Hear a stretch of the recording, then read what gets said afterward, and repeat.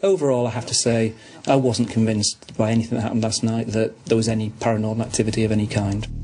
Despite Chris's scepticism, Mia believes that paranormal activity from the vigil means that it should be a very interesting clearing. Whatever's here is powerful, it's strong, and it can go anywhere in the house. And if it's that strong, can I hold it? But how did the Stevens feel? After what was said last night, I'm a bit apprehensive, to be honest. What's going to happen? I think if she doesn't go, would it be better that we moved on? Throughout the vigil, our investigators came to differing conclusions about what happened. Mark Webb could offer no conclusive evidence after his batteries drained, something that believers say is often a sure sign of paranormal activity. Chris French is certainly still an ardent sceptic, but even he can't explain the battery failure. Meanwhile, Mia believes she saw a ghost on the landing, and also that she's convinced objects moved on the bed without a rational explanation. Mia says that all ghosts, good or bad, have to be moved on to the spirit world. Now, armed with all the evidence she needs, she says she has to summon the ghost and then face it before she can remove it from the family's home forever. Mia attempts to summon the spirit into the room. She can't get out of the house. She can't get out. She died upstairs. She's very confused, agitated. She wants to get out of the house.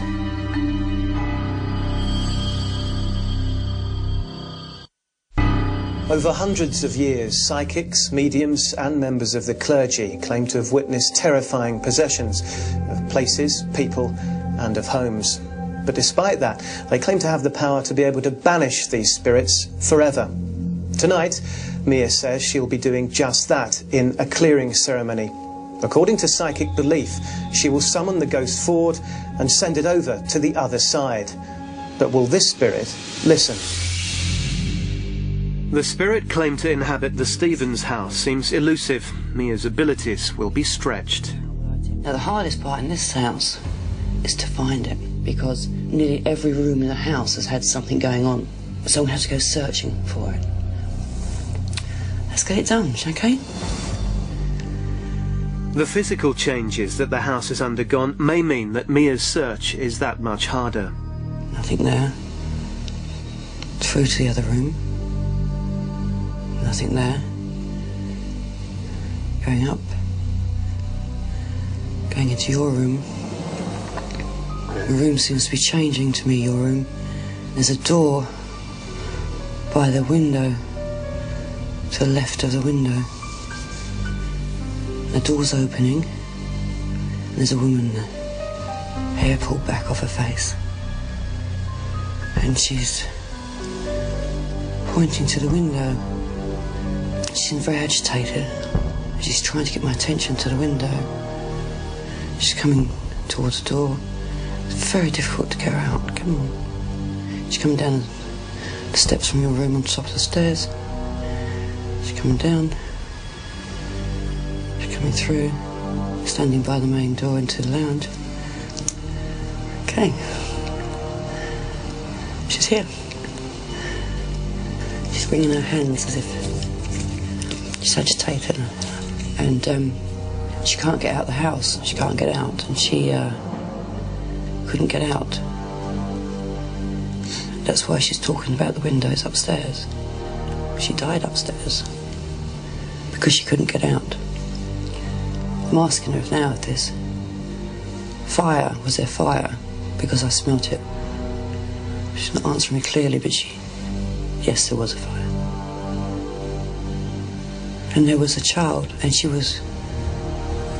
Okay, she is. She was worried about the child. She can't find her child. She had a child, she can't find the child. I think the child got out, and I think she thought it didn't. And that's why she didn't get over. That's why she wouldn't leave the house. And then she missed her time. Just as Mia says that she's preparing to send the spirit over, something very strange happens. It's like she's just gone right in front of me, so she hasn't gone over. Hold on a minute, we've got to try and find her again. She's not meant to do that. She's come back in your room again, by the window. She's very confused, agitated. She wants to get out of the house. And she's now a bit not understanding, not reasonable, losing it a little bit, frightened, over the top, bring her down the stairs. Come on, girl, come on. He's coming through, come on. Okay, I'm going to send her over. I won't be able to hold her much longer.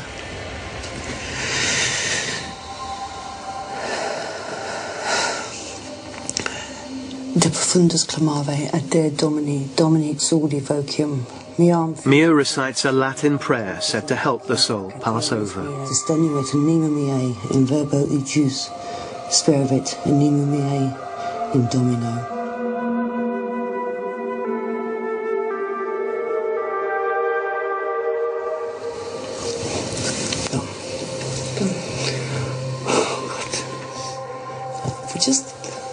Just that amount of time, I thought I wasn't going to manage it. 80% of her was a nice night. Then all of a sudden, she was weird. Lost it. She was banging against the door, then went up to bang herself against the window, didn't want to come, agitated, getting angry. And that's not the nice side, that's the lost it, losing it, scary side. Well done. During the clearing, which takes Mia an intense 20 minutes, she claims to have interacted with the ghost that the family call Mabel. Now, she says that Mabel explained that she was distraught over the death of a child killed in a fire. Our researchers were unable to uncover any specific evidence to prove that account, but nevertheless, Shelley remains convinced by Mia's explanation. 1 month has passed since the clearing, but has life improved for the Stephens? Since Mia was here, definitely certain that Mabel, as we called her, is now completely gone. You lie in bed at night and it's too quiet. She's definitely gone, there's nothing left in this house. But have the children noticed anything different? The kids have both said the house feels quiet, and Alicia certainly has she plays in the bedroom more, not afraid to go upstairs on her own. I'd like to thank Mia a tremendous amount for what she's done. It's a fresh start for us all to move on. Bob and Shelley Stephens say they've got their home back and no longer have to share it with the ghost they called Mabel. For them, life is getting back to normal. But how many other families have to live with an unwanted guest? Are those noises at night your house settling down, or are they something else? Perhaps a spirit or spectre? Haunted homes, it appears, aren't just in horror movies. Perhaps tonight's evidence suggests that they're in streets like yours, occupied by families just like you. Sleep well. Good night.